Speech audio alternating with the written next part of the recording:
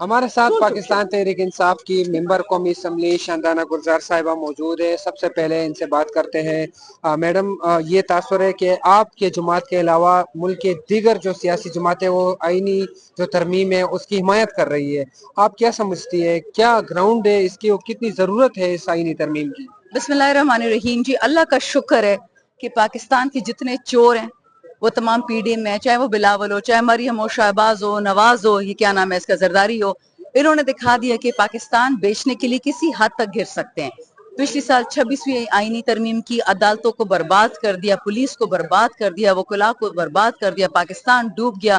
ہماری معاشی اتنی مہنگائی اتنی زیادہ ہے، لوگ بچے بیچ رہے ہیں، جو لوگ بیچ نہیں رہے ان کے گلے کاٹ رہے ہیں. تو پاکستان کا ان لوگوں نے یہ حال کر دیا پچھلے 3 سال میں. اب 27ویں ترمیم لا رہے ہیں کہ جو پاکستان میں تھوڑی بہت قوت رہ گئی ہو انسانیت کی، معیشت کی، وہ بالکل زمین بوس ہو جائے. تو شکر الحمدللہ جو باتیں عمران خان کہتا تھا وہ ان گندے لوگوں نے اپنے گندے اعمال سے ثابت کر دی ہیں.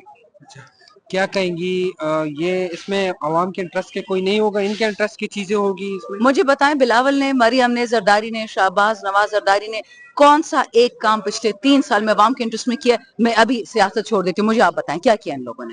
کوئی ایک چیز بتا دیں، کچھ تو آپ کو پتا ہوگا. کہہ رہے ریفارمز لانے کے لیے یہ ضرورت ہے. کس چیز کے ریفارم کرنی ہے؟ ایجوکیشن لے رہے ہیں، باقی چیزیں.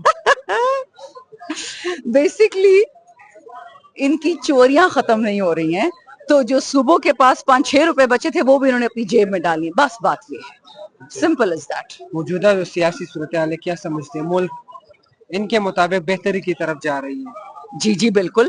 مریم نے 10 ارب کھائے ہیں، بلاول نے 10 خرب کھائے ہیں، بلاول نے اس سے بھی زیادہ کھائے ہیں، زرداری نے اس سے بھی زیادہ کھائے ہیں، شہباز نے کھائے بھی ہیں، کھلائے بھی ہیں. وہ تو نون لوگ والے خود کہتے ہیں کہ جی نواز شریف کھاتا بھی ہے، کھلاتا بھی ہے. تو ماشاءاللہ ماشاءاللہ ان کے دن تو اور بہتر ہونے لگے. عوام پسنے لگی ہے، عوام تباہ ہو جائے گی. ان کی اچھا مجھے بتائیں پاکستان کی معیشت کیوں جا رہی ہے؟ ان کی فیکٹریاں لگ رہی ہیں، ان کے کارخانے لگ رہے ہیں، ان کے جہاز ہیں. یہ لوگ تو پاکستانی زمین پہ قدم نہیں رکھتے. یہ عوام کے پیسوں سے جہاز خریدتے، عوام کے پیسوں سے پیٹرول خریدتے اور پھر اس میں گھومتے. آپ کسی پاکستانی سے پوچھ لیں، چاہے وہ نون لیگ سے ہے، پیپلز پارٹی سے ہے، اے این پی سے ہے، جے یو آئی ایف سے ہے، یا جمعیت سے یا جماعت سے، ہر بندہ اس وقت زندگی سے تنگ ہے. اتنی تنگی، اتنی مہنگائی، نوکریاں نہیں ہیں.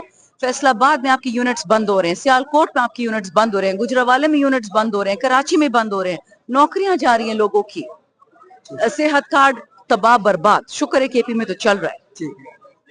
کوئی بھی بندہ اس وقت، اس دن یہ ایک جرنلسٹ ہے، یہ لفافی صحافی، انہی کا کوئی چمچہ ہے، کہتا ہے اگر آج عمران خان کو آپ جیل سے نکالیں تو پی ٹی آئی الیکشن جیتے گی. اور ہم نہیں چاہتے کہ پی ٹی آئی، یہ ہم کون ہیں کہ پاکستان پی ٹی آئی نہ جیتے؟ وہ عوام کے لیے اچھا نہ ہوگا. بھائی عوام کہہ رہی کہ ہم نے عمران خان کو دینا ہے، عوام کہہ رہی ہم نے پاکستان کو دینا ہے، ہم نے ان امریکہ، ان اسرائیل اور ہندوستان کے چوروں کو ووٹ نہیں دیا. بات ختم.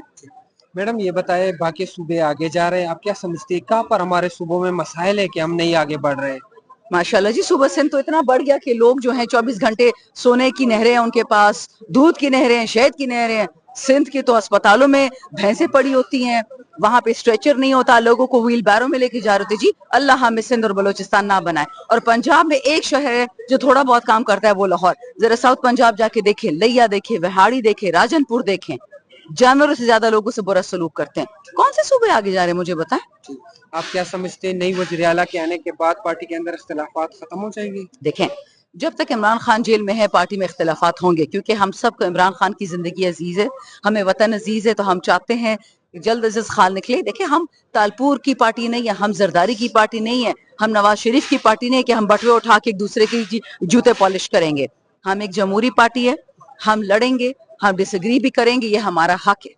ٹھیک ہے. کیا سمجھتے کوئی احتجاج ہونے جا رہا ہے دوبارہ؟ نومبر کا مہینہ بتایا جب جائے ہمیں. خان کا حکم آئے گا احتجاج ہوگا انشاءاللہ. اچھا اب لیڈرشپ ایک ہو گئی ہے؟ کس چیز پہ؟ مختلف پوائنٹس پر ایک ہو گئی ہے جو. دیکھیں میں لیڈرشپ کا حصہ نہیں، اور میں لیڈرشپ میں بیٹا انٹرسٹڈ نہیں ہوں. میرا لیڈر ہے کہ وہ عمران خان ہے. رہے پارٹی پوزیشن ہولڈرز، وہ متفق ہو نہ ہو سے میرا کیا لینا دینا. میں نہ کور کمیٹی کے حصہ ہوں، نہ میں پولیٹیکل کمیٹی کا حصہ ہوں، نہ میں نیگوشیشنز کمیٹی کا حصہ ہوں. میں پارلیمنٹری پارٹی جو سب سے پاورفل کمیٹی ہے اس کا حصہ ہوں.